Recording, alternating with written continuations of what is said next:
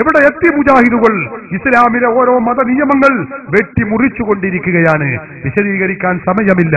ഞാനിപ്പോ ഒന്നുകൂടി ഓർക്കുകയാണ്. മുജാഹിദ് ഇപ്പൊ പറഞ്ഞു നിങ്ങൾക്കറിയാമോ, സ്ത്രീകളെ ജുമുഅക്കും ജമാഅത്തിനും കൊണ്ടുപോകണമെന്ന് മാത്രമല്ല, ഇപ്പൊ മുജാഹിദുകൾ ഈയിടെയായിട്ട് ഒരു പുതിയ നിയമം കൂടി പറഞ്ഞിട്ടുണ്ട്. എന്താ?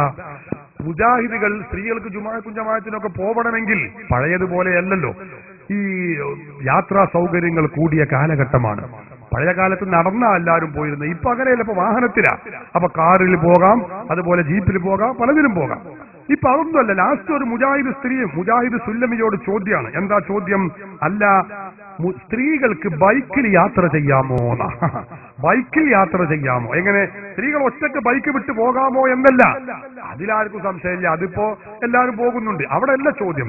ചോദ്യത്തിന്റെ മർമ്മമുള്ളത് എവിടെയെന്ന് ചോദിച്ചാൽ, അന്യ പുരുഷൻ ഓടിച്ചുകൊണ്ടിരിക്കുന്ന ബൈക്കിന്റെ പിന്നിലിരുന്ന് സ്ത്രീകൾക്ക് യാത്ര ചെയ്യാമോ?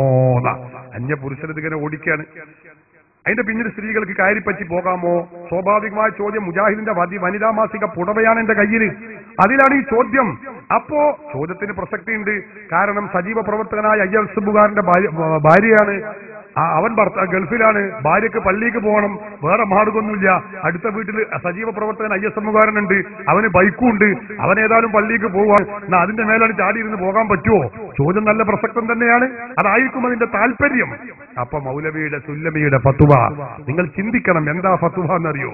മറുപടി കേട്ടോളൂ, വിശദീകരിക്കാൻ സമയമില്ല. എന്നാൽ ഇസ്ലാം നിർദ്ദേശിച്ച മര്യാദകൾ പാലിച്ചുകൊണ്ട്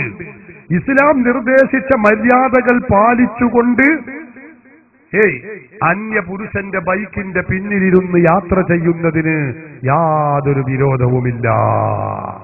എങ്ങനെ? അന്യ പുരുഷന്റെ ബൈക്കിന്റെ പിന്നിലിരുന്ന് യാത്ര ചെയ്യുന്നൊരു കുഴപ്പമില്ല. ഇസ്ലാം നിർദ്ദേശിച്ച മര്യാദകൾ പാലിക്കണം എന്നുള്ളൂ. എങ്ങനെയുണ്ട്?